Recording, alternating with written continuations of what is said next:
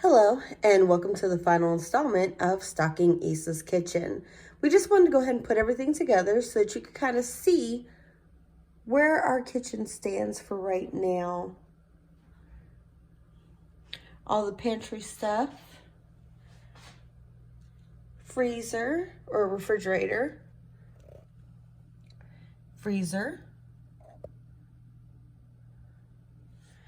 and of course our kitchen utensils.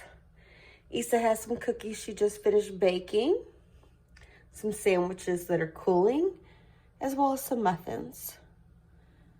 So we're hoping that at some point we'll be able to finalize the plans for her kitchen as we start building our dollhouse and putting everything inside. But until then, this is Issa's Kitchen.